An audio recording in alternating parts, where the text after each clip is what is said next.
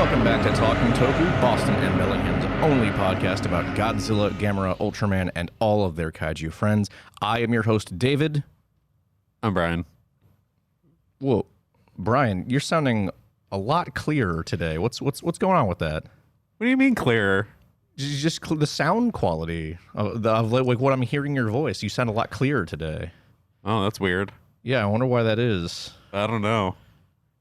Could it be because you're here right now in the room with me? Well, I mean, I guess so. Possibly. But yes, hello. This is the first episode of Talking Toku we've recorded in person in however long it's been. Probably like 2 years. 2 years or something, yeah. Don't get used to it. This is very much a one-off. It wasn't even a timing thing. It was more of a convenience thing. It was by accident. Because we forgot Memorial Day was a thing. I forgot Memorial Day was a thing. And so we couldn't record on Monday, naturally. And then, Brian, you were flying in for a couple days. And we were just going to push it off. We were originally going to try to do it earlier in the week. But no, we were going to do it on Tuesday. Yeah, we were going to do it but yesterday. Then you forgot. But then I was like, oh, I'm going to be on the plane. Seattle. Yeah. Yeah. So that didn't really work. So it was just like, okay, I guess we can just kind of record in person before we do our thing later today, which we'll get into. So yeah, one-off rare Talking Toku episode where... This is very rare. Yeah, it's never going to happen again. Don't get used to it. Yeah. But yeah, so today we have a really, really cool episode, I think. We talked to the host of Growing Up with Godzilla, Donny Winter, for about an hour or so, and I think that was probably the best interview we've ever done. I know we haven't done many on this show before, but I think this is the best. Yeah, it's definitely more of a conversation than a Q&A. Yeah, it was definitely the most natural interview we've done, which is weird considering that like the other people we've had on the show before are like people I'm friends with. And this is the first person that I'm like not really. I mean, I'm kind of friends with them now, but like beforehand it was I didn't know him very well, but it was just very natural. It was kind of interesting. Maybe I should get more people I don't know on the show. I mean, we should do that anyways. We should do that anyways, yeah. But, you know, maybe it'll just work better. But also, you know, he's used to doing these things. I mean, he's done like a billion exactly. of them. So. I don't think, you know, Jared or any of the Kaiju United people are. I mean, Rachel, when we had her on, this was the first ever podcast she'd ever done. So Jacob kind of was. He's gonna get used to it. I mean, he's done panels before. He's talked to people in live settings, so he was good. But yeah. Anyways, we're getting ahead of ourselves. It's a really great interview, but of course we have some things to talk about first, namely the news. So Brian, did you want to start us off? Yes. Once again, we don't cover much in the way of collectible news, but Shin Japan Heroes Universe just did something that is worth mentioning. Why anyone agreed to this is beyond me, but an advertisement featuring a mecha comprised of Godzilla, Ultraman, Kamen Rider, and Unit 01 was released to go along with the figure that is nearly $400. Jesus Christ. The mecha itself features Godzilla's head right smack in the middle of the chest, Kamen Rider's motorcycle just kind of sitting on top of the head, Ultraman's Specium Beam as a sword, and Unit 01's AT field as a shield. That's invisible most of the time. What? I know. But as anyone could imagine, it is ugly as sin. Again, not really news, but certainly worth mentioning for the bizarre nature. What? let me bring up a picture for you, Brian, because that sounds horrifying. I mean, you described it, but you need to see it to like believe it. It sounds like you put a bunch of figures into the hit movie The Thing, and then honestly, it came out of that movie. A thing. Let me see. Where's the figure? Why is it not showing up in Google Images? That's really annoying. Maybe they decided it sucks and they scrubbed it from the internet. Probably. Oh, well, you know what? Here we go. Here's just the video announcing it. So I'm going to cut this out. Or maybe I won't cut it out. I'll leave Brian's live reaction in. I like this. This is cool. That's cool. I like Kamen Rider just standing there. Well, there he goes. No! No! What are you guys doing? I hate this. Oh my god, it's awful. It's so bad. I mean, I appreciate the fact that they got a whole suit made for it. It's so ugly. I hate how Godzilla's head is just there. It's just it's not just even there. It's just there. It's like they tried desperately to make it like fit in. Yeah. Oh, you know what it reminds me of? You know, like when people get the stuffed animal heads and they put it on the wall? Oh yeah. It looks exactly like that. That does. It looks exactly really like does. it. Especially because like it's in that, like, I guess that's an AT field on the chest. It's like just kind of front and center, like with a backdrop behind it. Yeah.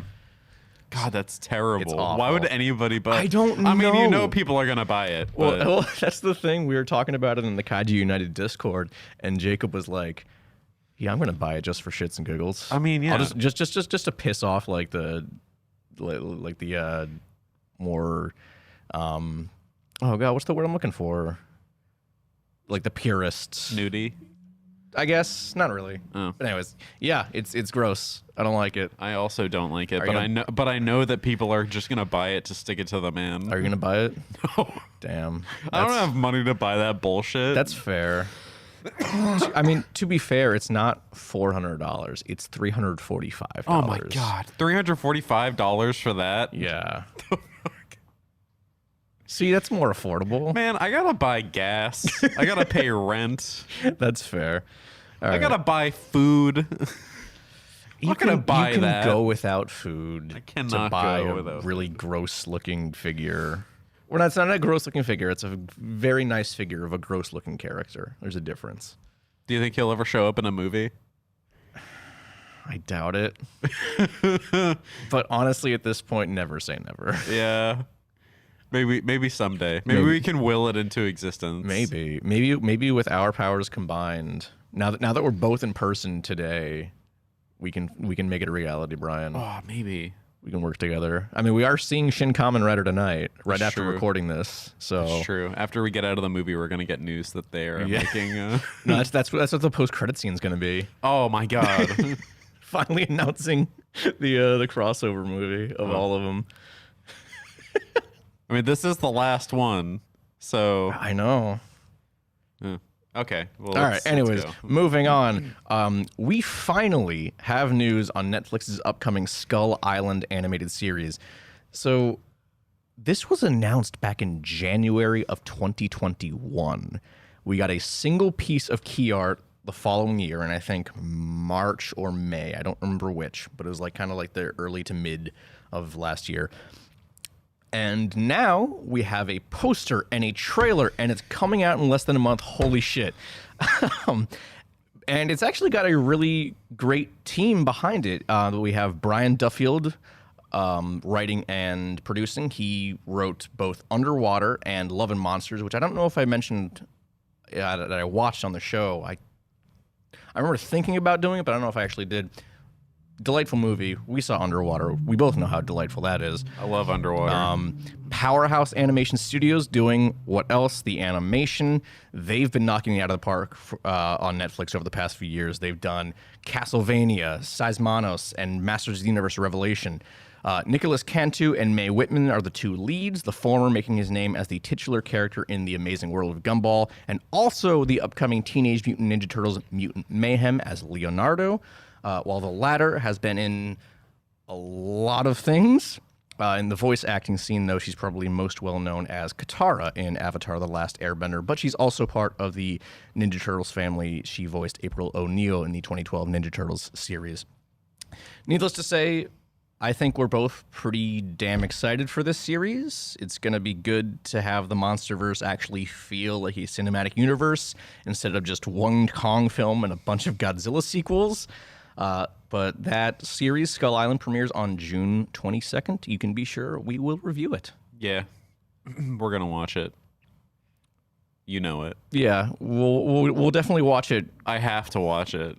You have It's to watch my it. job. It's your job. Essential. Well, I mean, Essential worker. we still haven't watched season 3 of Ultraman, Brian. I don't want to. I don't want to either. But apparently, I saw people saying it was the best of season out of the 3. Which Man, is, who gives a fuck? it's not. It's a low bar, but it's something, I guess. I don't know. I don't care. If it's all dog shit. If you're telling me it's better than dog shit, then it's not proving anything. No, but yeah, it's not much to go on. But yeah, no, I'm super excited for this. We got that, and then the still maybe untitled Apple TV Plus series. So who knows? Watch them cancel it. What, the Apple TV series? Yeah. I think they've already wrapped production. Oh, Brian. have they? Oh, that's right. My you bad. saw them shooting it. Well, you didn't see them shooting it. I didn't see them shooting. But you knew they were shooting I it knew like that. around your area. Yeah, they were. So I don't think they're gonna cancel it after that. Turns out they film a lot of shit in Vancouver. Yeah. All right. So we got one more for you. All right. Hit us with it, Brian. This is a big one. Shout out to SRS Cinema. They're killing it. They've acquired distribution rights to The Whale God, a Daiei kaiju film predating Gamera by 3 years, starring Kojiro Hongo, who has been in a number of Gamera films, as well as Takeshi Shimura, and featuring a score from Akira Ifukube himself. This is a big get. This film has never been released here in the U.S. before. The synopsis is as follows. Once a year, the quiet fishing village of Wadira in southern Japan is in a turmoil. The whalers have always concentrated their efforts to try and catch a killer whale which is easily twice as large as an ordinary leviathan and passes by in the offing at the same time every year. Shaki, whose grandfather, father, and elder brother were all victims of the killer whale, is determined to kill it. As an inducement, the headman of the village promises to give his only daughter and all his possessions to anyone who succeeds in disposing of the terrible whale. Big whale is what I have to say. I love big whales. I'm actually really excited to see this. I mean, like you said, it's never been released outside of the in the States. It's been released in other countries under the title Killer Whale, but never in the States. But I'm really excited to see this. I think it's And the name of it is The Whale God. The Whale God. I love that. Yeah. It's such a cool name. And actually, hold on, I got to bring up the article for you. Or actually, I could just look up the title. Not The Whale Good. The Whale Good. Whale Good. Because look at this whale. Look at that. Look how cool that looks, like effects-wise. Oh, shit. That's a really neat effect. That is a really good effect. It's like 1-to-1 scale. It's really cool. I like it. So that'll be really, really awesome to see. I don't think they announced when that's coming out. I don't even think pre-orders have gone up for it yet, but soon, I'm sure. And we're supposed to get another announcement from SRS too. Avery Guerra, who's part of their team, posted that they had 2 big classic tokusatsu gets, and this was one, and they haven't announced the other one yet. So I don't know what that other one's going to be, but I'm excited to find out, and we'll definitely talk about it here on the show. Yes. Won't that be something cool? All right. Well, before we get to our main topic of our interview, we're bringing back our on again, off again segments. Again, no longer r/Godzilla sucks. It's just the Godzilla fandom sucks. Yeah. Because this pisses me off. Oh boy. So G-Fest. So as we talked about, G-Fest is under new leadership because JD Lee's isn't allowed in the country anymore. Ooh. Because he refuses to get vaccinated, so he can't go to his own convention. So he passed it off to his daughter. I think Paige is her name. I could be wrong about that. And so far, they've been making pretty solid headway into like getting back into people's good graces. And they posted this yesterday. G-Fest 28. 28. Yeah. Oh yeah. It's G-Fest 28 quiet rooms. If you love G-Fest, but sometimes feel overwhelmed or overstimulated by the crowds and roars, our quiet rooms are a safe place for you and your family to regroup and recharge. As G-Fest continues to grow, the need for a safe and quiet location was presented to the convention to help in these situations. These rooms will be located on the international level, the Capitol and Maribel rooms. I think that's great. Yeah. That's really awesome because in a lot of fandoms, especially like niche fandoms like this, you have a lot of people who are like on the autism spectrum that need these kinds of things. So, Brian, do you want to take a wild guess as to where this is going? Because this is the Godzilla fandom sucks segment. People getting political for no reason. Yes. So they do have the little rainbow infinity sign. So, of course, people think, oh, this is get the homosexuals out of G-Fest. I don't want them here. But, yeah, people are not happy about this. And it's kind of disgusting. Let's see. I'm going to read some comments. I won't say any names. I'm not going to dox people. I'm not that terrible. But let's see. Where'd all the bad comments go? At the bottom. Unless it's Twitter, then they're all at the top. No. Hold on a second. Okay. So here's one. What the fuck? Just don't use it if you don't want to. It's there. Oh, wait, no, that's a good one. My bad. I don't know. I saw what the fuck and I automatically assumed it was someone. It's possible that they deleted all the bad comments. Maybe. It says there's still 106 comments. I mean, I can imagine that there are probably people that don't like that. Because, like, people... Oh, here's one. This is what's wrong with the world. People don't need quiet rooms. They need to learn how to cope. Uh-huh. Wow. Very cool. Does he not realize that, like, your house and your room is like, the same thing? Like, that's where you go to unwind and be quiet? Well, that's the thing. I saw a bunch of people, like, saying, just go to your hotel room. It's like, okay, that's fine, but, like... When we went to G-Fest, we didn't stay at that hotel. Nope. We were at the hotel next door. It was full. It was, exactly. Hold on. People are just not very understanding. It's the big thing. There were so many, like, an hour ago. I think they probably got deleted. I don't know. I hope not. Huh. Ooh, hold on. Here's something. Oh yeah, here's the one I mentioned earlier. Not sure what that infinity symbol is, but as a whole, that homosexual stuff needs to stay far away from G-Fest. Real cool. Thanks. Yeah. Cool, dude. I almost want to call that guy out, honestly. You should. What's his name, Dave? I think they did delete some of the nastier comments because I'm actually not seeing them. I mean, there's still a couple, but not nearly as much as there were before. Yeah, they probably deleted it. I understand, but people do need to learn how to manage themselves, and with the visitor tags, they can come and go as they please. Going outside for fresh air is an option. I think they're missing the point. Yeah. I really think they're missing the point. Like this is, yes, obviously that's an option. Plenty of people can do that, but, you know, we're trying to be open. We want people to be in the fandom and feel welcomed, and that is G-Fest is going, you know, they're stepping up and making people who are on the spectrum feel welcome. And then you have these people who are like, I don't want that.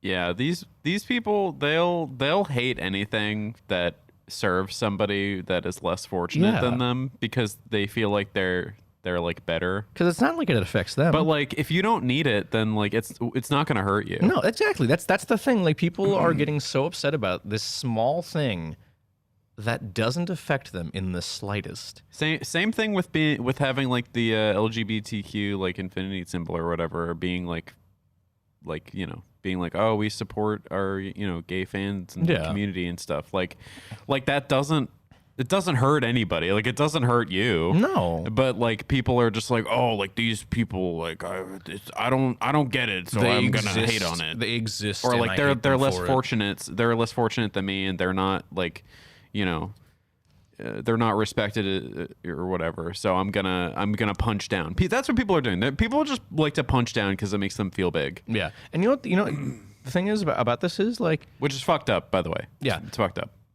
I mentioned this on our last episode when I was talking about All Monsters Attack. That was a much lower key convention than G-Fest. And do you know how, I've only been to G-Fest twice in my life. Do you know how refreshing it was to be able to hear myself think at that convention? It was phenomenal. So I think this is great. I really do. I really think this is great. G-Fest is they're starting to climb back up the ladder into people's good graces, and I love that. I might be going. I'm kind of on the fence because Yumiko Shaku got announced as a guest. When is it? July. I think the 11th through the 13th is usually when they have it. I don't know for sure though. It's tempting. I don't know. On the fence. Not sure yet. Don't quote me on that. But they're doing good, and I applaud them for that because I've kind of lost track of how much we've shat on G-Fest on this show. So, a lot. So I'm glad to finally be able to say something good about G-Fest for once, even though it's falling under the umbrella of things that are bad. Yeah. So good job, G-Fest. But that about does it for the news and that thing. So I think, Brian, it's time to hand it over to our past selves. The one where I was not here and I was in Washington. Yes. So Brian's audio quality is going to noticeably drop. Wow. Is it really that bad? I mean, compared to like, think about it. Compared to a phone speaker and talking to someone in person. True. There's a noticeable difference. That's true. Okay. Maybe if you listen to some of the episodes. I don't want to.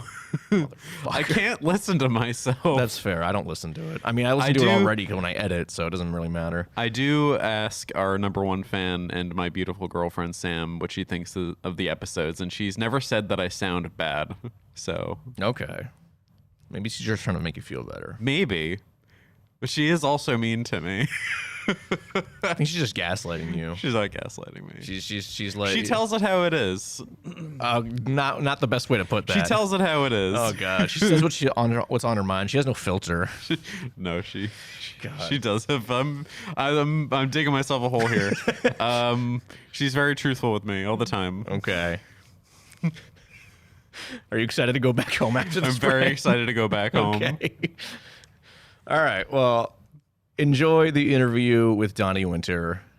Great interview. All right. Hello. Past, future. I don't know what the bit was I did. But we are here, as we talked about just 2 seconds ago. We are here with the host and creator of Growing Up with Godzilla, Donny Winter. Donny, thank you so much for joining us. Thank you both for having me here. It's great to be here. We're very, very excited to talk to you.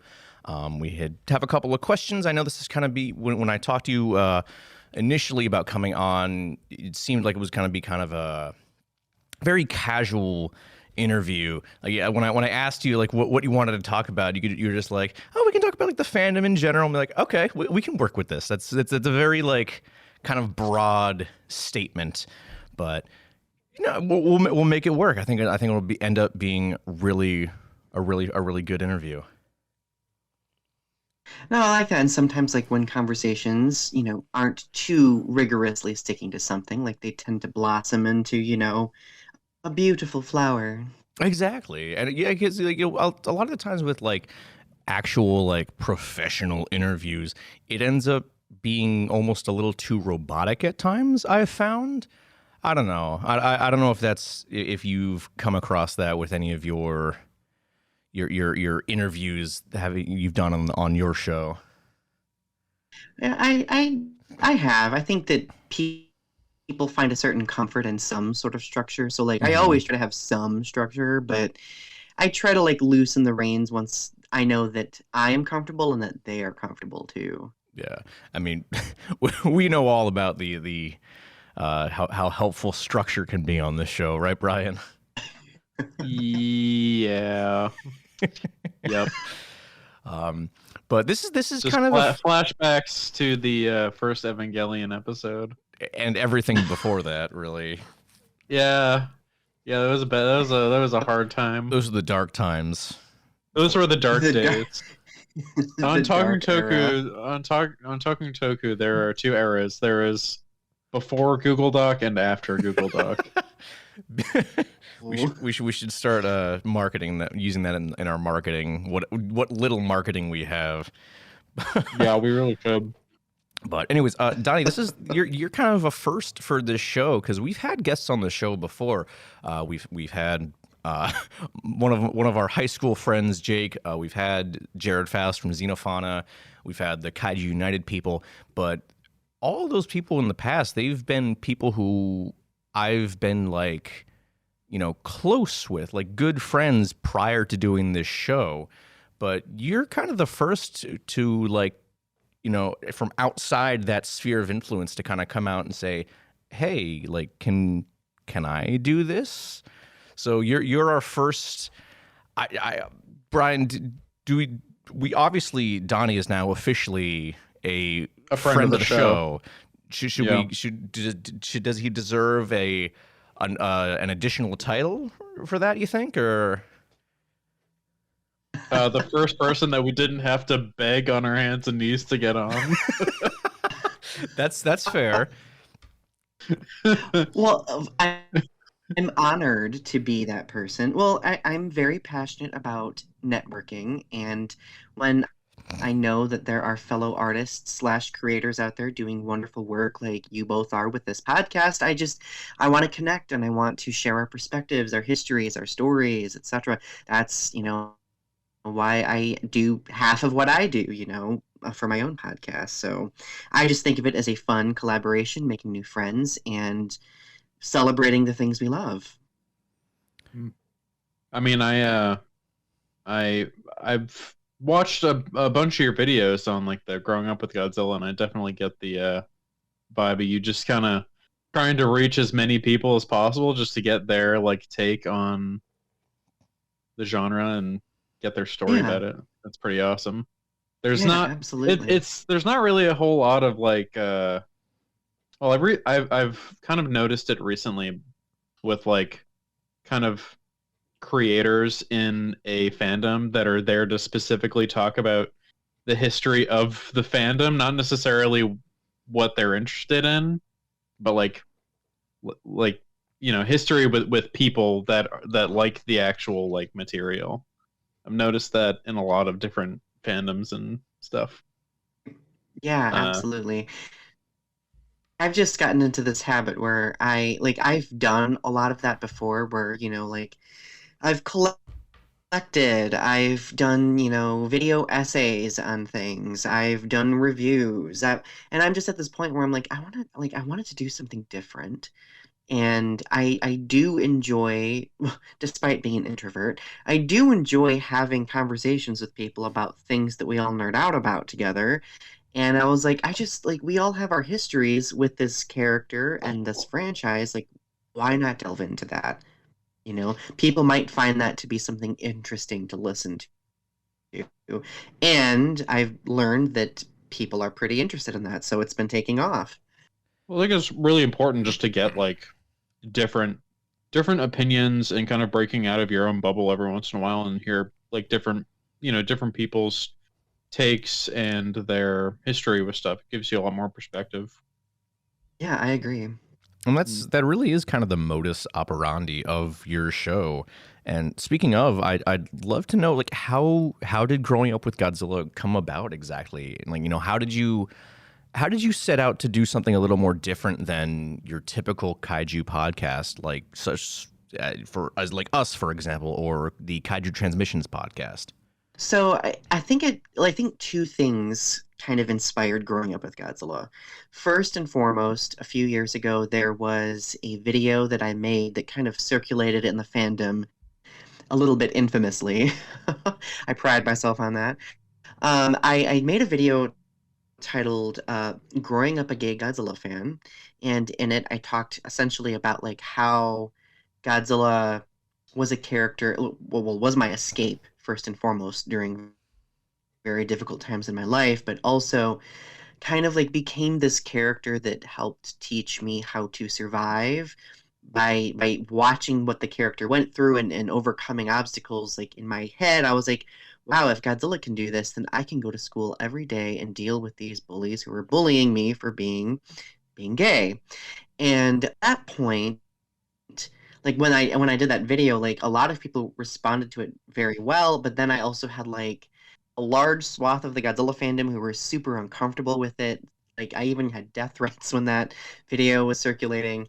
And that like whenever something like that happens, I get a little rebellious. I'm just like, okay, well if people are uncomfortable, then I'm going to keep talking about it. That means I'm doing something right. And fast forward to a few years later, I had a person who basically, after hearing me blather on about Godzilla, they were like, Donnie, are you ever going to grow out of that? Like, you're in your mid 30s now and you're still going on and on about Godzilla. And I was just like, no, absolutely, I'm not. Get over that. So, growing up with Godzilla basically to me is a rebellion against those homophobes and those people who are quote unquote too elevated to enjoy things, because I think that when we talk about our histories, when we talk about how something has impacted us and how it's helped us grow, I think we have far more power than those people could ever hope to have, if that makes sense.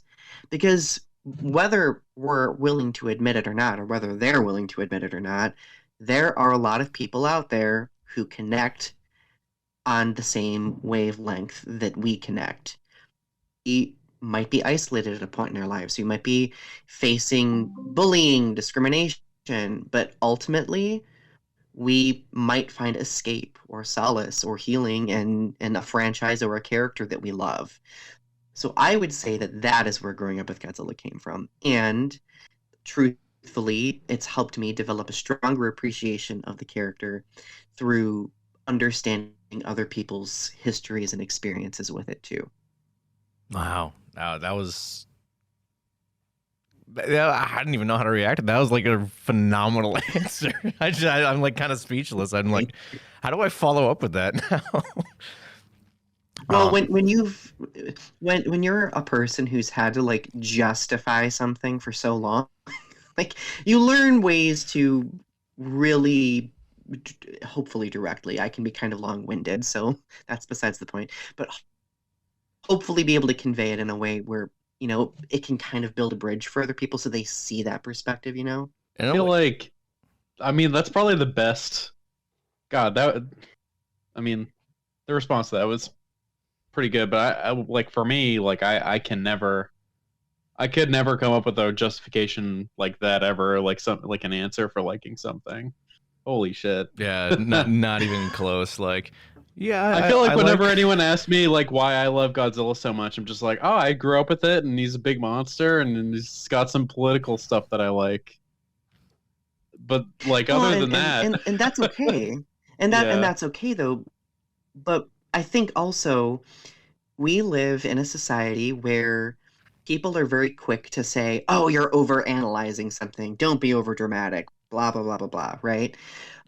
But really, like, if we look beneath the surface, like these films and characters have done more for us than we often may be aware of, or we may not be at a point where we can explain it to someone who may not understand fully. So I guess for me, because I'm a very I don't want to say over analytical. I am a very analytical person because of my career area. So I've developed a certain comfort in being able to kind of like peel away the exteriors of the onion that I am to make sense of something, if that makes sense. I mean, I think that's good. Like for as many people like me who just have like a like I think I can I think I'm pretty analytical too, but for a lot of things, and Godzilla being one of them, like I mean, no, now that I think about it, I do kind of overanalyze Godzilla, but I do think it's important to do that, because like if you don't, or if there's nobody analyzing something, then it's never going to reach like higher. It's never going to reach its full potential because you don't have people adding to it through their own opinions and their analysis. Absolutely. And then we get people and what makes go ahead. And then we get people in the fandom who are like, keep politics out of my Godzilla, because they don't it's so analyze annoying. it at all and don't realize that that's a key part of these movies. Well, absolutely, and that's probably like the biggest point of discomfort that people have. Like when I say that I'm overanalyzing something, really I'm using a keyword that they use, right? What we're really just doing is looking at this character as three-dimensionally as possible, Mhm. right? Mm. But I have that was one of the that's the feedback that I got when I made that initial like growing up a gay Godzilla fan, because people were like, quit making Godzilla gay, and I'm like, I'm not making Godzilla gay. Do you think I'm writing a horrible fanfic shipping Godzilla and Kong? Like that's not what I'm doing. I don't know. Not that that Lisa wouldn't get into Nafziger me. might have words for you about that, though. I mean, I've shipped characters before, so I can't, say anything. But that's kind of like their immediate go-to, like in their Mhm. heads, right? And there isn't anything wrong with that either, but they immediately associate it with something completely contrary to what I'm trying to do, right? If that makes sense. So it's all their discomfort and insecurity when it comes down to it. Of course. So, speaking of all this, all that we just talked about, I don't know how to kind of succinctly put that, but that is also kind of what Kaiju United is doing, because it was just announced fairly recently that you are now also partnered with Kaiju United. You are joining us among the ranks of podcasts featured on their website. So Yes. I wanted to know, and you also had Jacob Lingle on your show as well fairly recently. I I wanted to, watched that Yes. episode. It was really good. yeah, I want to know. So, how do you see your show growing from here on out? Now that you've kind of had this partnership now. Right. Well, so I've known Jacob for a while, and when like I've been involved in Kaiju United for a while because during that time when that video was circulating, I was invited to Kaiju United because it is very inclusive and accepting, which I appreciated immensely. And as it continued to grow and grow, like I saw that Jacob and the others participating in it, they had a vision for community building.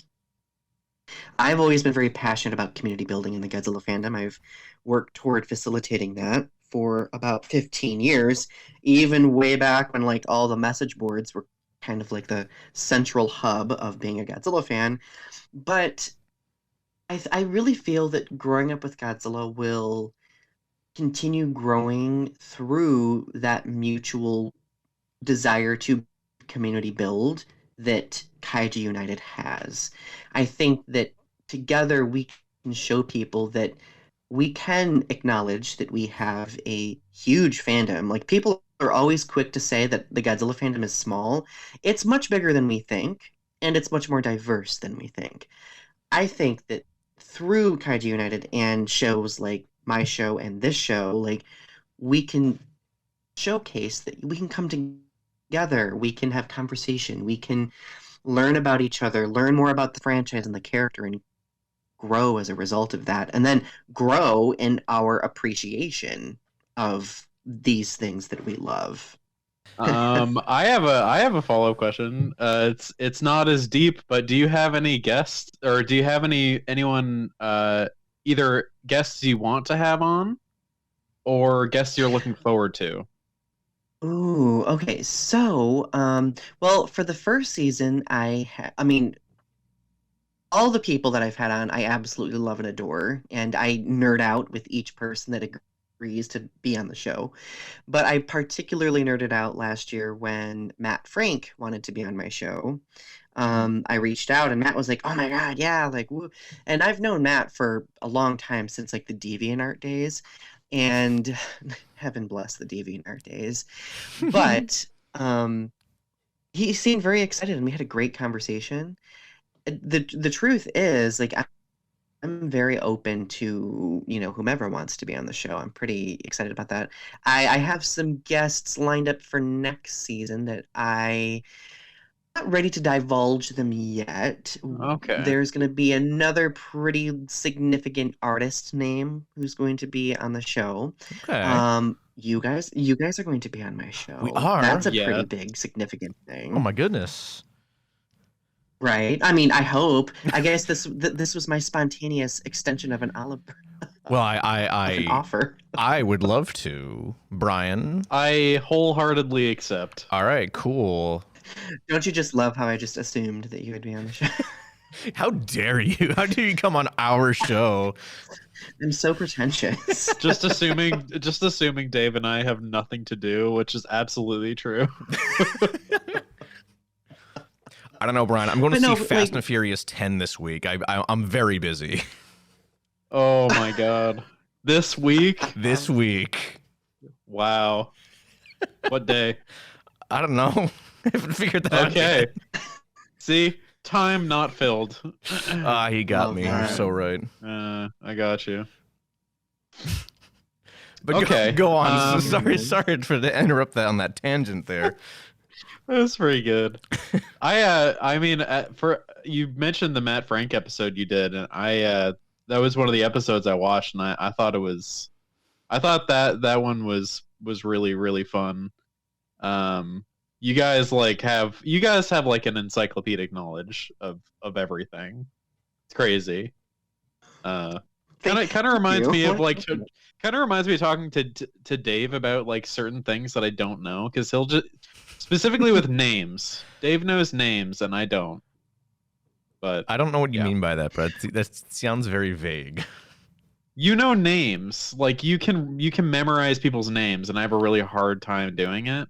Okay. Like I mean like actors and stuff. Okay, that makes more sense now. I'm just like, yeah. Yeah. I know names. I know the names of people. I don't see how that's like a thing to admire, but okay.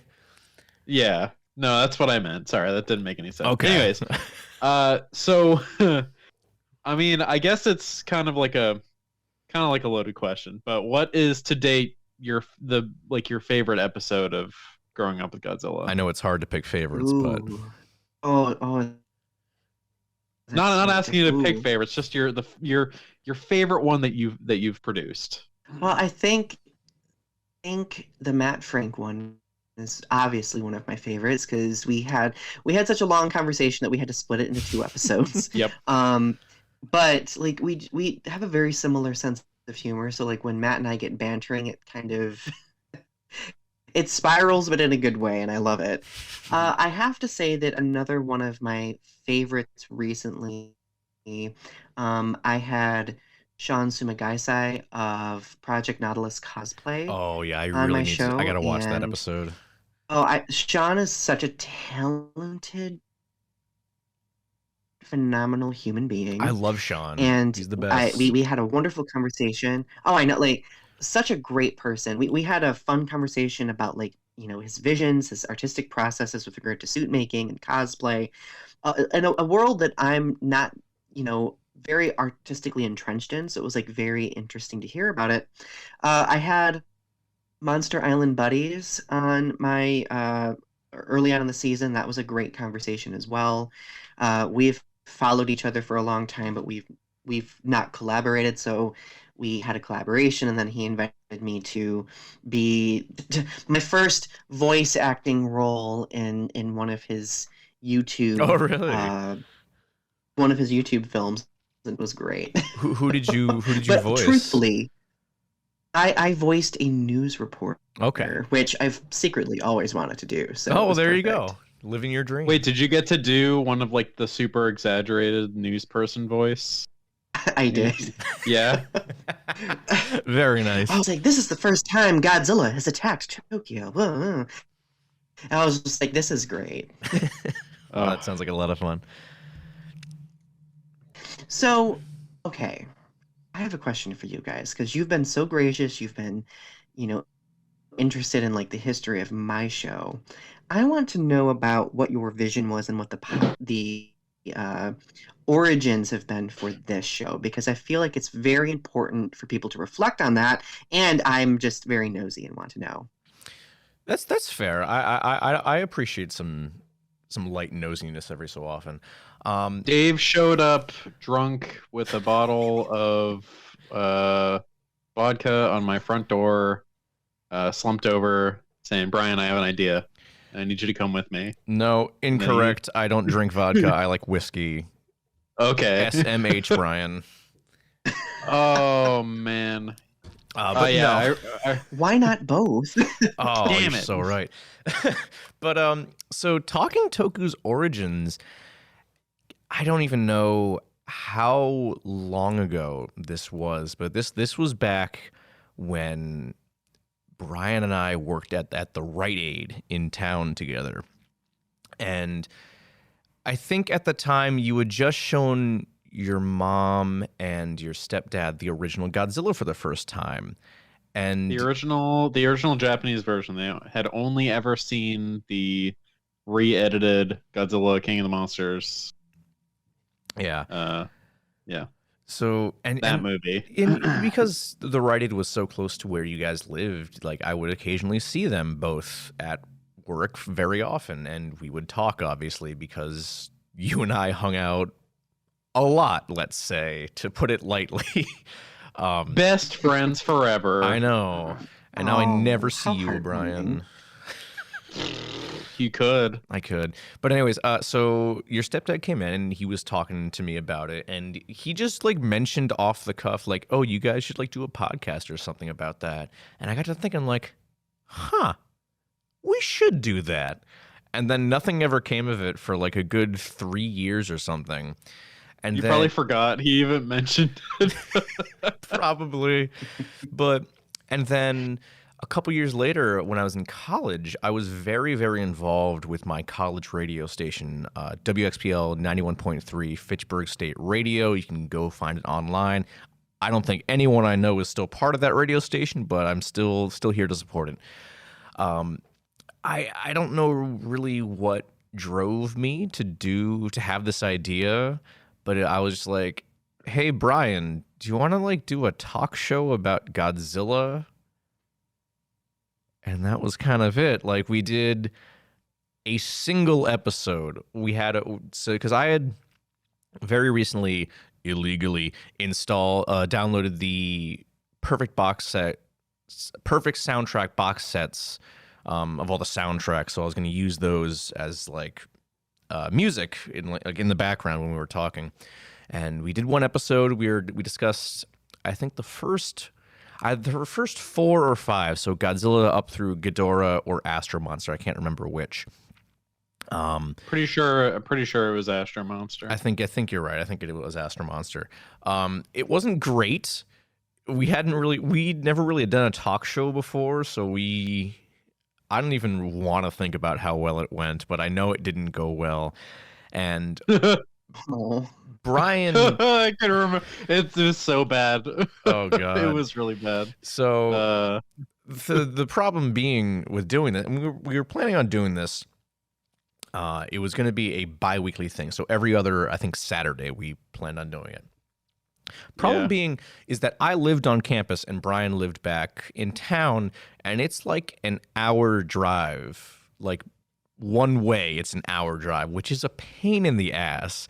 So Also a terrible way to spend my Saturday. yeah, I know it sucks because like you drive for an hour, we talk for like how long? That show would have had to have been like 2 hours, right? It was something like that, yeah. Yeah, so drive an hour, Wow. talk for 2 hours, drive back another hour. So that's a good 4 hours of your day just wasted. So Yep. we tried to do it again, but Impressive. it never coalesced into anything until a couple years ago when I was graduating college, the last semester of your senior year, you are on an internship. And one of the assignments for my internship in college was pitch a podcast. So immediately I was like, hey, Brian, you want to try this again and see if it actually works on like a not live setting? And well, here we are. You know, what are we on? This is year 2. 2 of years Talking Toku? later, episode 50, maybe? 49. This is Something? 49. 49. 49. Oh wow, you're so close to episode 50. I know. That's exciting. I don't even know what we're Next gonna is do for episode 50. 50. We haven't. We also missed our 2-year anniversary. We did. Oops. That's Oh okay. no, you guys gotta celebrate those. It gives you an excuse to do like a special or something. Well, that's the thing. I mean, with the first episode, the first year anniversary, we actually did something very similar to what we're talking about right now. We kind of gave like a history of the podcast. And it was actually really fun. It was one of my favorite episodes we've done so far, I think. And You had your pitch document out. It was I did have the pitch it document was out. scribblings of a madman. Oh, I wonder if I still have that somewhere. My favorite part is you like on the Oh, pitch. here It it was is. like, what kind of guests do you want to have on? And some of them are like legitimate celebrities. They are not legitimately. I have it up right here. I mean, the first one is Matt Frank, who Donny himself has had on. Would you consider Matt Frank a celebrity, Donny?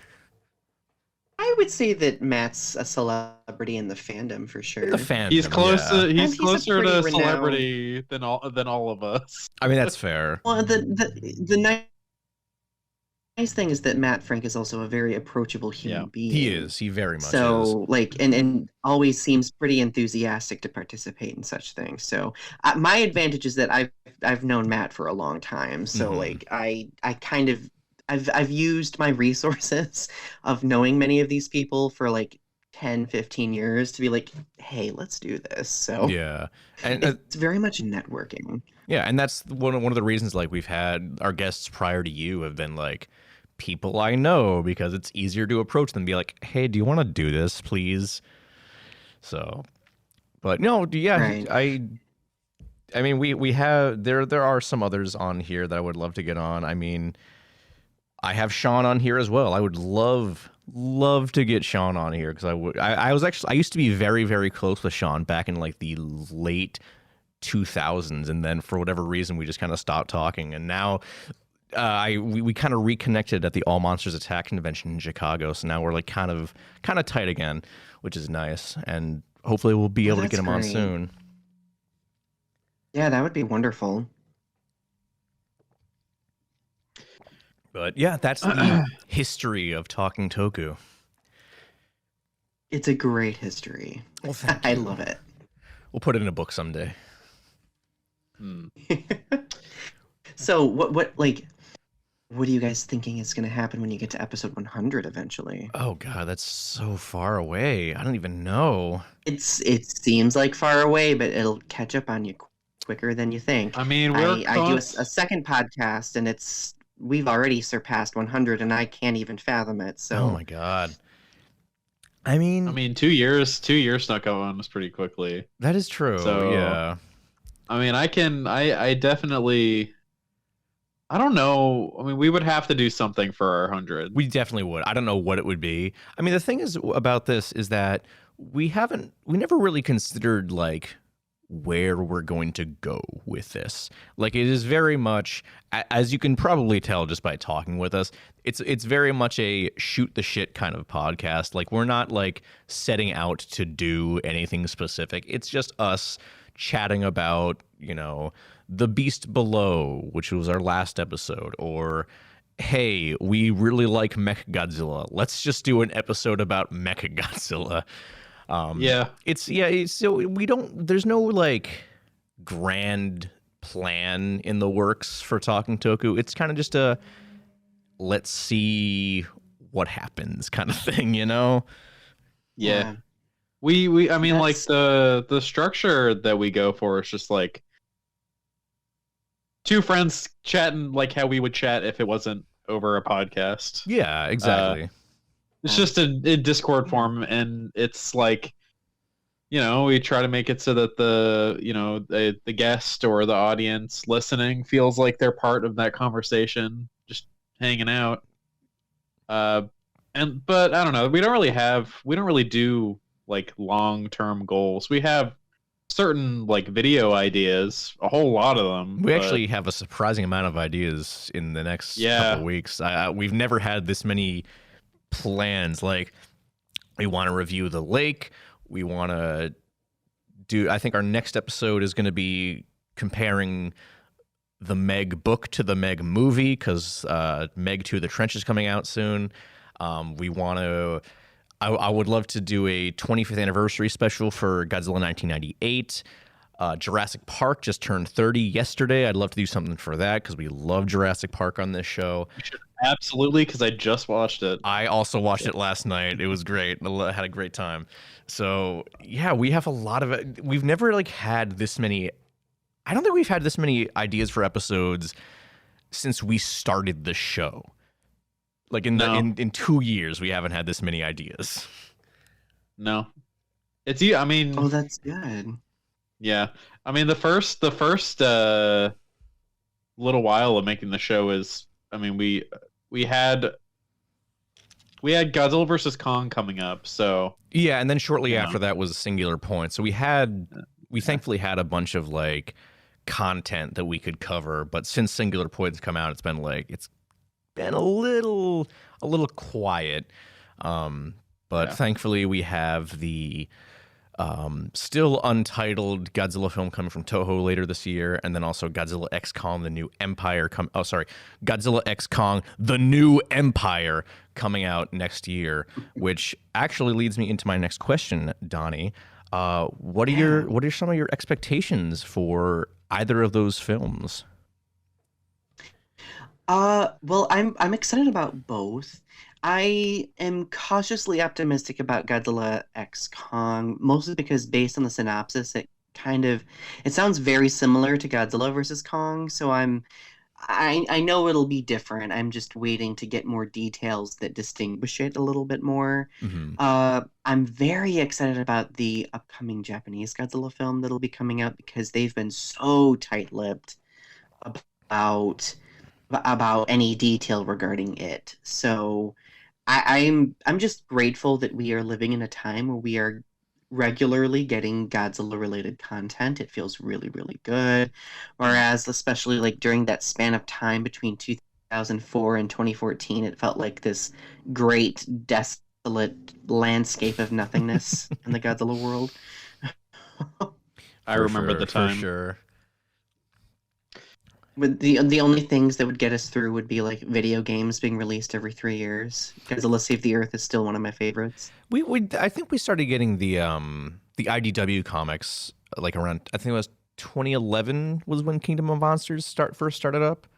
So it started ramping up then, thankfully. So it wasn't a 10-year wait as a lot of people make it out to be. I mean, for the bigger content, I for just sure. love being dramatic. That's fair. But yeah, Do you think Godzilla X Kong will have the first ever kaiju sex scene between Godzilla and Kong? It's Godzilla X Kong. I don't know, maybe. they are using the typical shipping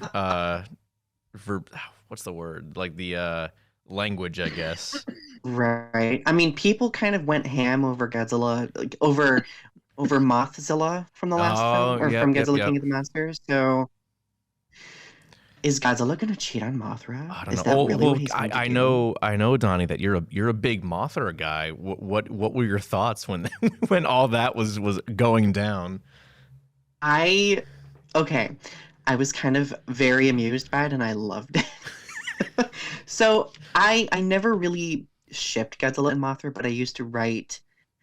Okay, shameless confession. I used to write Godzilla fan fiction, and a long, long time ago. And I used to kind of like write Godzilla and Mothra as like having an immense respect for one another, like almost a reverence for one another, but they were like never like, like involved in any way. They were just like, they were ancient beings who were aware of each other's presence, who like respected one another, right? And so when Godzilla King of the Monsters came out, like I was just like, they kind of like used that same concept where like there were ancient creatures who had symbiotic relationships, and I thought it was super interesting. But like that scene where like Mothra crawls on top of Godzilla and like shields him, like I was just like, did somebody steal a scene from one of my fanfics? I was going to say, they just ripped you off, totally. I was like, Mike Doherty, what were you? Did you read one of my fanfics? He broke into your house late at night, went through all your notes. Oh my god. You I stole was just them. like, how dare you? How dare you? But I thought that it was beautifully done. Like it was very poignant but ultimately I did enjoy how people kind of like took that and went with it and being like, oh my god, they love each other.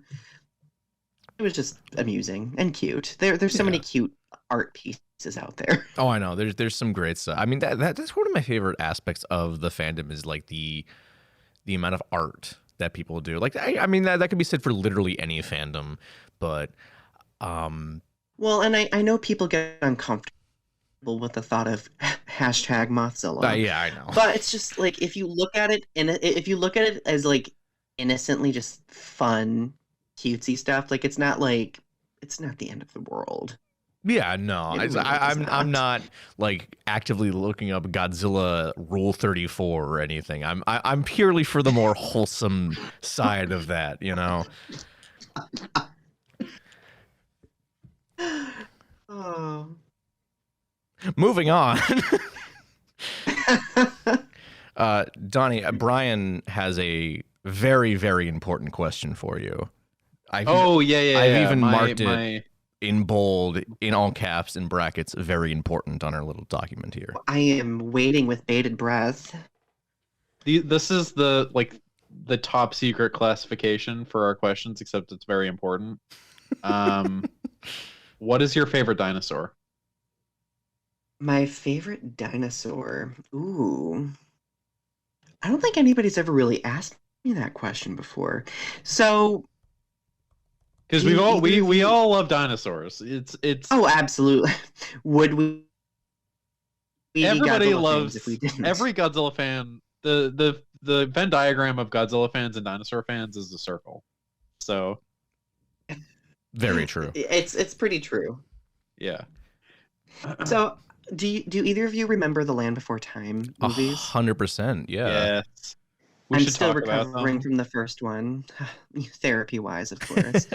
uh, but my favorite. Okay, so like that's between that and Godzilla. That's how I kind of fell in love with dinosaurs, right? Mhm. But the character Sarah, who is this like just bitchy, grumpy, curmudgeon-y character, right? Who I relate with in a variety of ways, but like. She's a triceratops, and because of that, I've always loved those immensely. So I would say that would probably be my favorite dinosaur, or as they call them, a three-horn. Of course. So I have a very important question for you. Every time you see a picture of a triceratops, do you just think they're super bitchy? I do. Is that- Triceratops are very bitchy. Okay, because every if I time every time I see a Carnotaurus, all I can think about is Camp Cretaceous for one, but burn victim second. Oh my god. Aren't those two things intrinsically linked though? That's true. Okay, psychopath maybe. Okay, there you go. know. That's I guess that's something. Oh no, it's not the Joker. Yeah, that's the dinosaur. Giganotosaurus, Brian. How could you? Oh, I'm sorry.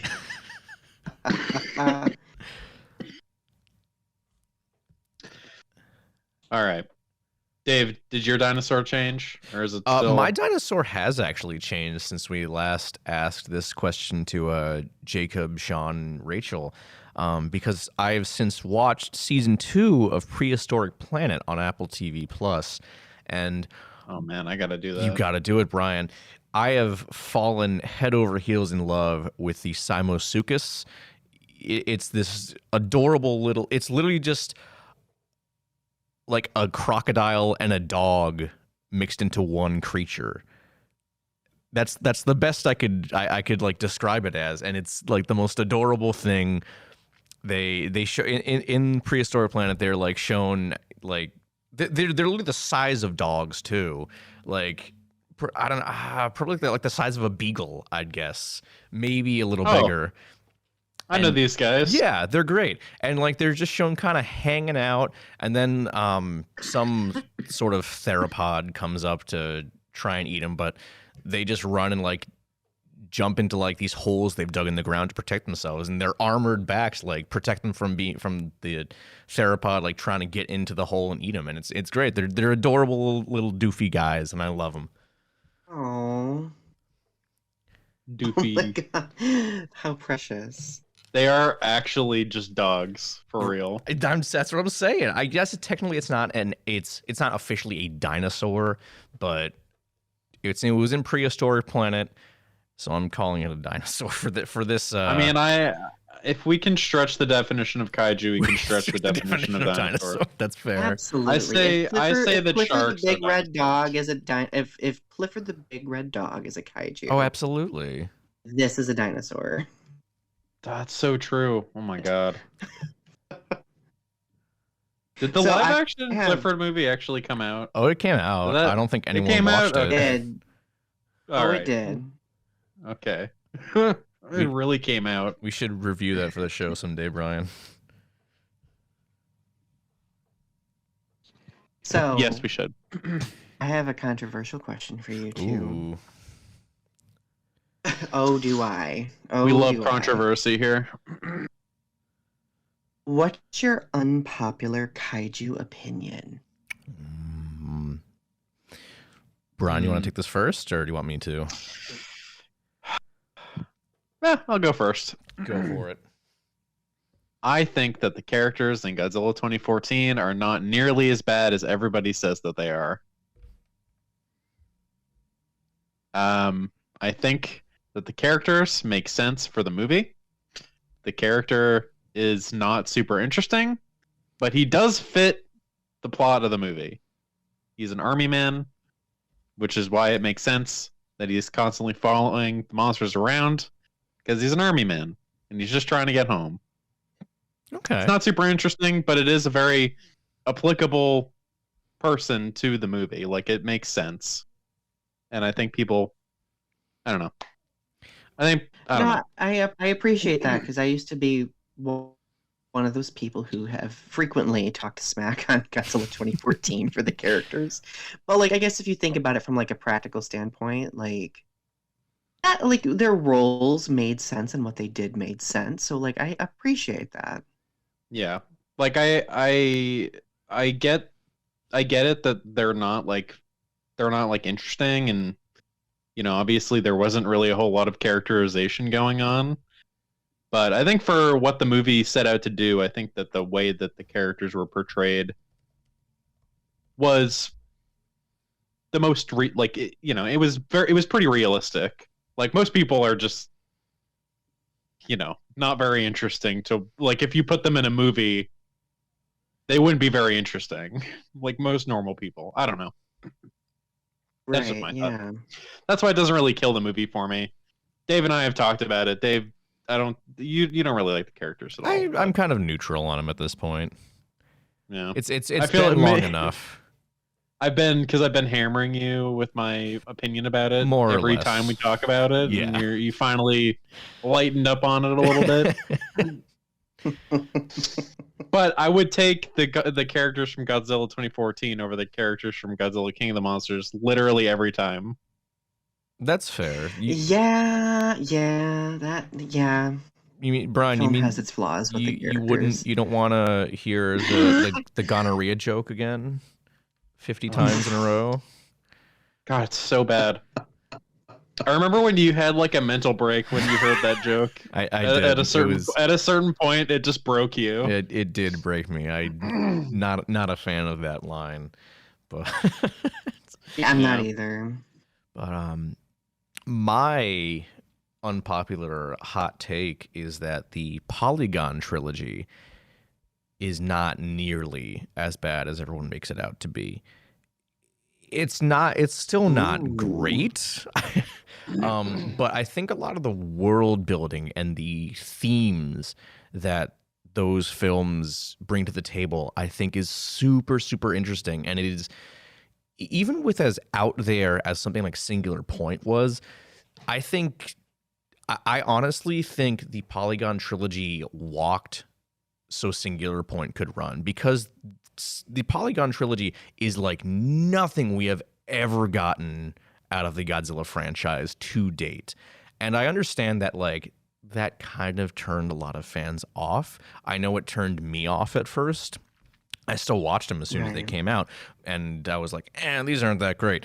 But like, I've definitely softened on them over the years because of the interesting world building. I mean, I love I think City on the Edge of Battle, the second film, is probably the worst out of all of them, but the concept of Mechagodzilla City and the whole nanometal thing where it kind of like absorbs life into itself and kind of adds to the artificial intelligence of the system. I think that's a fascinating concept. It's just that a lot of the concepts they brought to the table just were not executed properly. I think the one that was Right. everything about the Planet Eater. You know, the religion following King Ghidorah, who is now this interdimensional eldritch being. I think that is still the coolest version of King Ghidorah we have gotten in any Godzilla media to date, and I don't think that's going to be changing anytime soon. So it sucks that a lot of people like haven't really given these films a second thought nowadays, because the Planet Eater came out in 2018. That was 5 years ago.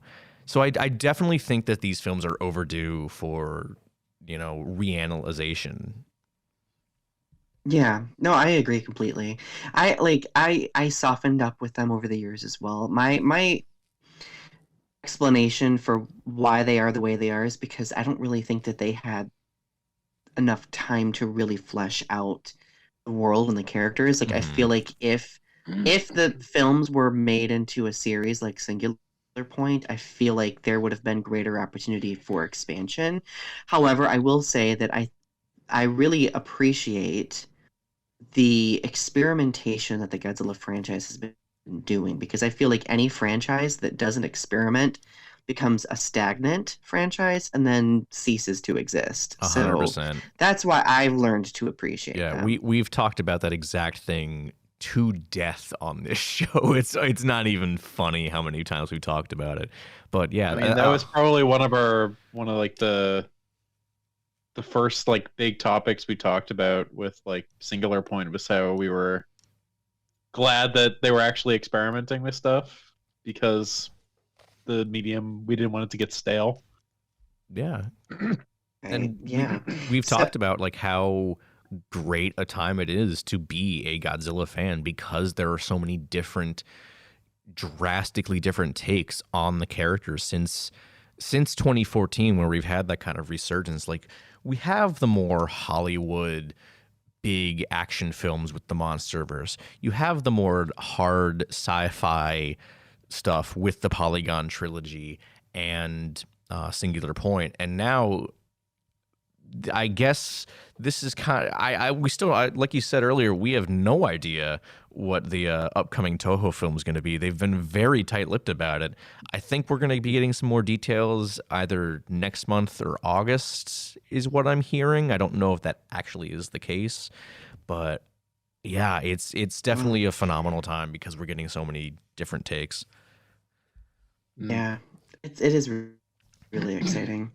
So, my unpopular kaiju take is, I think the Mothra trilogy is far better than people give them credit for, because not only are they very vibrant, they have great stories, great new variations of characters like Mothra, Ghidorah, and we also get like Mothra's priestesses are like basically given their own personalities, and they have character arcs throughout all three films. They have like some of the best music in in Tokusatsu, and I'm music gonna for make those that grandiose films, claim. Those scores are phenomenal. Do you have the vinyl releases that Mondo's put out?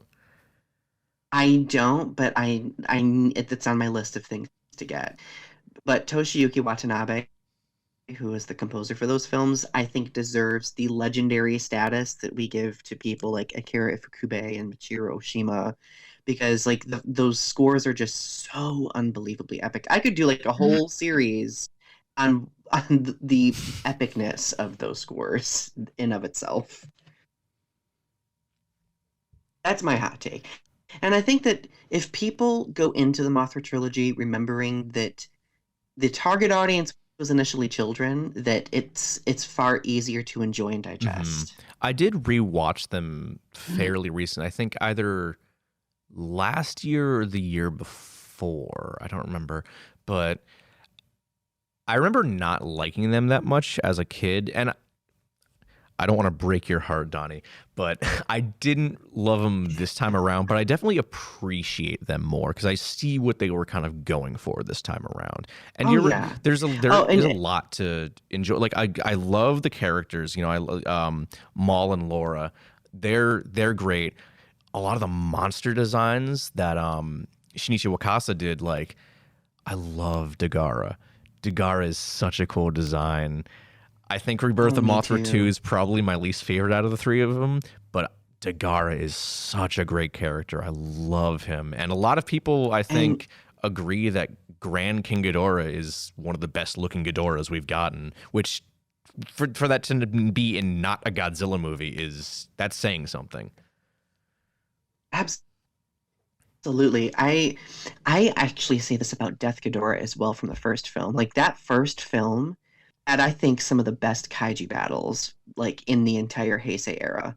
I mean, most of the films spanned just kaiju battles, but like the battle between Death Ghidorah Mothra and Mothra's larva, like depressing, terrifying, hellish. Like it was absolutely great, and Death Ghidorah was actually imposing. I know. So like whenever people ask me my favorite Ghidorah, like that's always my go-to because he's just terrifying to me. And also, we don't have enough sauropod kaiju, I feel. Like, it's really just Death Ghidorah and Kaiser Ghidorah. We don't have any other sauropod kaiju. Right. The films are by no means perfect. However, I've come to realize that when people give them a second look, they usually develop a greater appreciation for them, for the most part. Yeah. And Brian, and if they don't, then they're more than welcome to talk to me. I haven't seen them at all, so I'm gonna go into them with this perspective. So I might like them on my first go. I will go door to door, preaching the good word of the Mothra trilogy. Film. Absolutely, I mean, I'll bring pamphlets with me. I mean, you are the Mothra guy. You run the Mothra Facebook page, do you not? I do. You're gonna go like full Jehovah's Witness and start showing up on people's doors. Exactly. I'd like to talk to you about Mothra today. Mothra's Witness. That's what I am. That's a religion I'd join. I'm not a religious person, but if there was a religion behind Mothra, which I guess in canon there is, I'd join it. Tree huggers. No, yeah, that you works. Like to sing and dance about. Yeah, that sounds nice. All right. Well, Donnie, I know you said you were only able to record for about an hour, which we are coming up on, but it's good because we really only have one more question for you.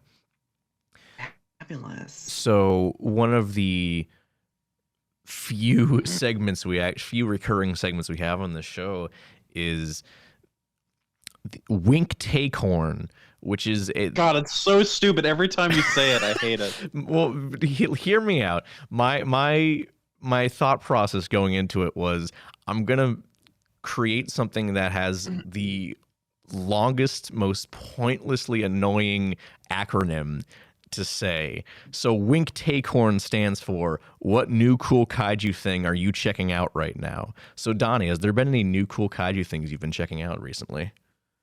Ooh. No, I absolutely love this, by the way. The new kaiju thing that I have been wanting to check out. And it doesn't have to be kaiju specifically, because like Brian and I just saw Shin Kamen Rider as well, which isn't really kaiju, but it's still tokusatsu. I've been thinking about checking that out. I have not yet, and I'm very interested in doing so. I've been wanting to check out some of the Showa era films that I've never seen, like Varan the Unbelievable. I've never watched that film before, and I want to see it. And I don't know why I've never watched it. I just haven't, and I know I need to. I also have been wanting to watch. Oh, what's that one film where it's like I think it's a space monster that looks like a squid, like a sky squid. Oh, I can't remember what it's called. Dogora? Dogora, yeah. Yeah, I haven't seen that, and I want to watch that. Like, so there are some like Showa ones that I am horrible for not watching that I've not watched yet, but it's gonna happen. I mean, I'm in the same boat. A lot of the non-Godzilla stuff I have never seen before, and I'm actually starting to make a conscious effort to do so. A friend of the show, Jared, on his Letterboxd account, he has a whole list of like all of the just everything tokusatsu that Toho produced in the Showa era. So I've just been like following along with those, with the ones I haven't seen. I'm actually going to be watching The Secret of the Telegian tonight, which is a horror movie that Jun Fukuda did in, I want to say 1960s when that came out. So well before he came to the Godzilla franchise. And I've heard it's really, really cool. I have no idea what it's about, but I'm really excited to watch it. Yeah. I feel like it's doing my homework. I need to do my homework. Yeah, exactly. Like, and even the bigger stuff, like I haven't seen, like I've never seen King Kong Escapes. Ooh. I'm You'll enjoy it. It's pretty good. I think you'll enjoy it. I'm assuming that you'll enjoy it. fingers crossed. What else? What else haven't I seen? Never seen Space Amoeba. Never seen Atragon. So I've never behind. seen Atragon either. I need to do that. I need to watch Atragon. Yeah, I've never seen Matango, which is one I've always wanted to see. That's one I've like been kicking myself for years for not having seen, because it seems like right. Is that up the my alley. mushroom people one? Yes. Oh yeah, I've not seen that either, but I do know it's about mushroom people. Yeah, that's all I know about it. I know it's mushroom people and it's Ishiro Honda directing it, so I'm sure it's phenomenal. But yeah, so yeah, we're always on the hunt. You gotta be. There's always stuff out there to enjoy and explore. Yeah, I mean Brian, he's been slowly but surely making his way through the Showa Gamera films, and he's almost done, I believe. Oh, I'm on Super Monster, and I'm not excited about it. Oh, it took me a while to get through Game. So I just finally watched those last summer for the first time, because I was just like, why the hell have I not watched these films? If I love the Mothra trilogy and it's geared toward kids, why am I not watching this? So I watched them. Just the pure chaos of the Showa Gamera series is very amusing to me. Like that one film where the children steal a flying saucer and fly it somewhere. Oh, that's Gamera versus like, Gurdon or whatever. That movie sucked. The one where like that's the kaiju that has like the knife head that like slices and dices Gauss, right? Yeah. And I'm just I mean, like, it was funny, but yeah. Where are these kids' parents? Are they seeing that their kids are witnessing like a creature get brutally murdered? Like, what happens on whatever that goodness. planet was called stays on whatever that planet was called. It had two cannibal women. Oh, that's right. They were cannibals, weren't they? They were like, we're gonna eat the kids. I forgot or something. about Aren't that. they gonna eat their brains or something? I think Yeah, so, they were yeah. gonna eat. Oh, that's right. I got really mad at it because they were gonna eat their brains to gain the knowledge to live on Earth. But okay. I was like, watching you it, would pick. and I Why was would you like- pick children? and I was like, why don't you just have the kids teach you how to act like a person? Because that's not interesting, Brian. That doesn't make for a good movie. It's so stupid. They already look human. Halfway done. I know. Like, I kept getting mad at it too, but then I was just like, Donnie, same to children. It's okay, Donnie. Like, you can get through it. It was nothing compared to Gamera versus Zigra. That one. Oh, that heavens to Betsy. Zigra's that rough. one's- Zigra's very That one rough. sucked. That was a chore to get through. That was really hard. Well, I had to try, and also my girlfriend said, you are up early on a Saturday morning and you decided to watch this. And I was like, yep. Making good life decisions, Brian. That's what you're doing. She watched it for about 10 minutes with me, and that was her response. And then she just walked off. Oh my goodness. That's funny. Yeah. All right. Well, I think that about wraps it up for this delightful little interview, unless you have anything else you want to ask us, Donny. I don't think I have any other questions. This has been really fun. This has been a delight. Yeah, I agree. And needless to say, my friend, you are welcome back at any time. Well, that means a lot to me. And likewise, you guys are more than welcome to join me on Growing Up with Godzilla as well. I'm very, very excited for that. I don't know when it'll happen, but whenever it does, I'm super pumped. Brian and I will put our nose to the grind to come up with some really good answers, because you have been incredible here, and I feel like if we come on your show, we're just gonna be like, yeah, Godzilla's cool. Godzilla's pretty sick. Don't sell yourselves short. You guys are doing great. You have this has been such great conversation. I have felt very enriched by it, so that makes me happy. Thank you. That means a lot to us as well. All right, but maybe in the future you can come back on when we talk about the Mothra movies, because you're the going to be the resident Mothra expert. Will it be one episode per film? I'm kidding. I don't know. We've tried to cover. We've tried multi-movie episodes and it didn't work.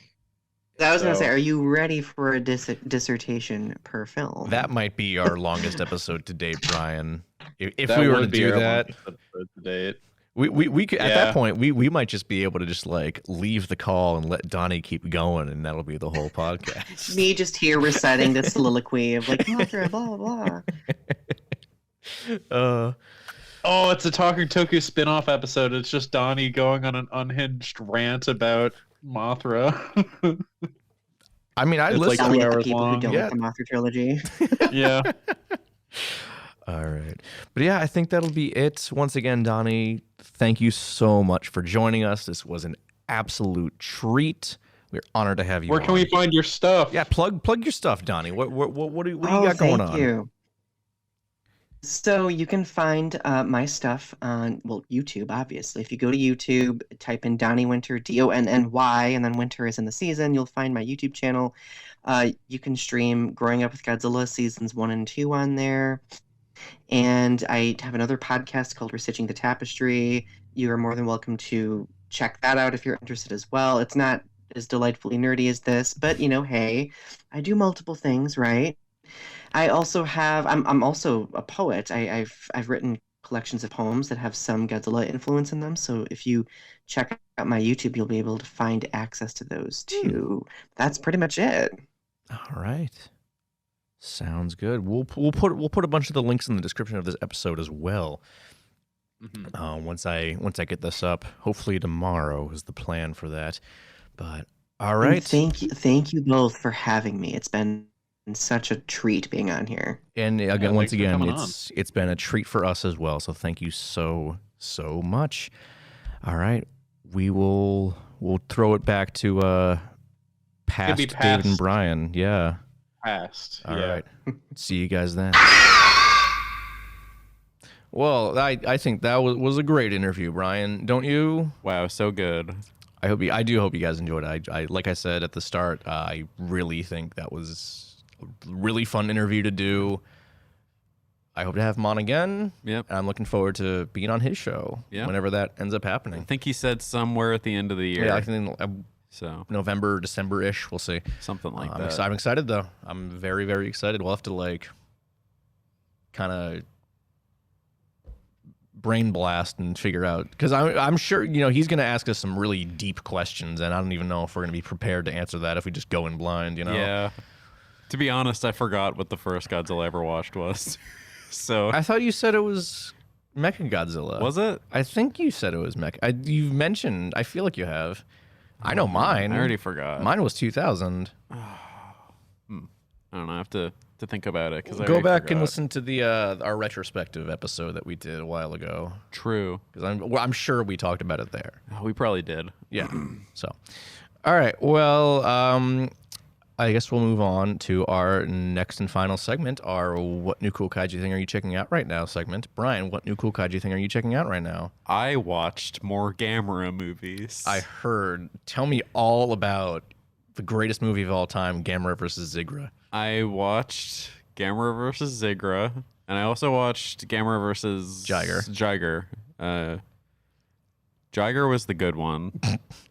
Zigra was really bad. Zigra is very bad. I liked the design of Zigra, but boy, what a terrible, terrible movie. It's rough. It's a rough, very, very bad.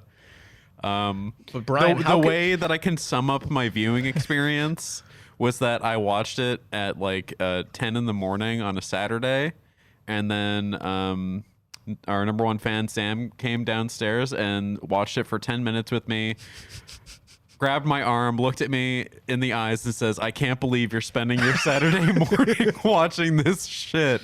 And I was like, yeah, I don't know. God. I have to do it. Brian, you mean to tell me you didn't like Gamera taking a big rock and playing his own theme song on Zigra like a xylophone? You didn't like that. I was in utter disbelief. That wasn't the greatest thing you've ever seen. The whole movie was just an absolute clown show. It was just an absolute clown show. That's a very good way to put it. It honestly seemed like they were trying to make it like very funny, but like they didn't know how. Mm-hmm. Yeah. So all the jokes are just really stupid. Yeah. Yeah. Yeah, it's not good. Well, now you have what many consider the worst. And then also there was the sort of twist at the end of the movie where it turns out that the evil lady that was trying to like capture the kids or whatever, she was actually like a human from the moon or whatever that was taken by the alien ship. I legitimately do not remember this. And it happened, and then that happened, and then I was like, oh, I don't care. I don't care. Wow. I already had forgotten about that 30-second scene at the beginning of the movie. Yeah. Fucking terrible. Wow. Wow, yeah. What an awful movie. And I have one more really bad one to go. It's arguably the worst. Oh my god. Again, I want to say I'm forgetting the details of the production of Gamera Super Monster, but I think it was right when Daiei was kind of going under, and they I'd have to like look in the box set for it. No, I have no idea. Point is, it's all stock footage similar to All Monsters Attack, but you know how All Monsters Attack is actually a good movie, despite what most fans think? Yeah. Not the case here. Oh. Not the case here. It's so joyless, and I believe Noriaki Yuasa, who is the creator of Gamera and director of every show of film except for Gamera vs. Barugon, he made sure, spoiler alert for a movie from 1980, he made sure Gamera dies at the end, specifically so he didn't have to make any more Gamera movies after this. That's pretty based. I know, yeah, good on him. Loved that for Yuasa. What a hero. I know. I don't know if he ever... I think he was alive to see the trilogy. I think he died right before Gamera the Brave came out, which is a shame. But anyways, yeah, I look forward to you telling us all about Gamera Super Monster in the future, Brian. I'm so upset. I'm very excited. Hey, maybe we can watch it, and you can share in my pain. God, that's an option. I don't know if that's an option that will come to fruition, but it's an option. Yeah. So my new cool kaiju thing, and that I'm checking out right now, I watched Godzilla 1998 because it turned 25 last week. Based. And it's fun. It's a lot of fun. I got really high and watched it, so it was a lot of fun. Very nice. I'm at the point where it's much like a movie like The Phantom Menace for me, where there's a lot of lines that are just memorable and funny and stupid, and it's just it's a a lot of little fish. it's a little long, but you know what? I don't care. It doesn't. It's long, but it keeps you. It keeps you engaged the whole time. I don't ever remember being bored. Yeah, so. it's not a boring movie. It's not. But I gotta rewatch it too. It's not a good movie, but it's not a boring movie. Oh, maybe I should watch it when I'm here. You're only here like 5 days, Brian. How are you gonna fit all this time? What are you gonna do? Yeah, before bed. I'll Before just bed? pull Okay. it up on my phone. Oh, God. Don't let David Lynch hear you saying that. Oh. But yeah, no, I ever since I started doing the No Croissant podcast with Nick Huber and Chris Condi, I've kind of always been a defender of Godzilla 1998, but I'm still doing the podcast with them has kind of made me appreciate it a lot more. And finally rewatching it, because I was supposed to rewatch it when we did the first episode of that. It was just a general view of the movie, but I didn't. Wow. Oops. I figured I remembered enough. And you know what? I did. Terrible. It was fine. The Terrible episode came out host. fine. Shut the fuck up. Chris is the host. Terrible. I'm not the host. Terrible guest. I am a co-host at best. Terrible co-host. Yes, I think Chris advertises it as a Talking Toku Presents, but he's the true mastermind behind No Croissant. Okay. So Fine. there. Fine. I want to say there was something else, but I don't remember what. Should I talk about how the Meg got ruined for me? No, because we're Okay. going to do an episode on that. All right. Never mind. You can cut that out. Yeah. But in about an hour, we're going to be sitting down to watch Shin Kamen Rider. Yeah, So we'll talk buddy. about that next episode. I don't know if we'll do a full review on it or just mention it. We'll see. Yeah, I feel like we should do a review for it. we should. Yeah. So we'll do that. Anyways, and then I haven't started it yet, but I did buy a copy of Meg. It's not the book's not The Meg. It's Meg : a novel of deep terror. That's part of the title, mind you. Okay. So Cool. I'll be reading that very shortly. I'm almost done with the book I'm reading right now, and Meg is my next. Maybe Priority. I'll just buy it when I'm here so I can read it on the way home. If you want to know, Brian, I did look up to see if it was available at the closest Barnes & Noble, and it is. Oh boy. So it's an option. Cool. It's definitely an option for you. Thinking about it. All right. Well, I think that's going to do it for this episode of Talking Toku. I hope you guys enjoyed. Hope you had a great time with that interview. I know we did. Feel free to check us out on social medias, Facebook, Twitter, Instagram, YouTube, all at Talking Toku. Go check out Growing Up with Godzilla on Donny Winter's YouTube channel. I think it was, he just said it was, his channel is just his name, Donny Winter. Yep.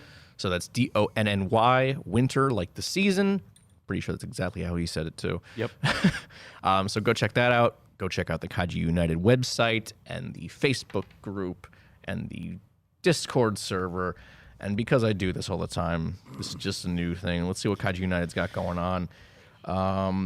There's an article about Sector 7, which is a comic book on Indiegogo that's trying to get funded. There's Jacob Lingle's episode of Growing Up Godzilla right there on the front page, and an interview with Brendan Morley, who is the head of Autistic Lizard Productions, which is actually a really good interview I watched the other day. So definitely go check that out. All right, well, we got to go get some food before Shin Kamen Rider, so We gotta go kick. shut the fuck up, Brian. Okay. I'll see you I'm later. canceling your ticket right now. I'm getting out of here. All right. All right. Have a good one, guys. Bye.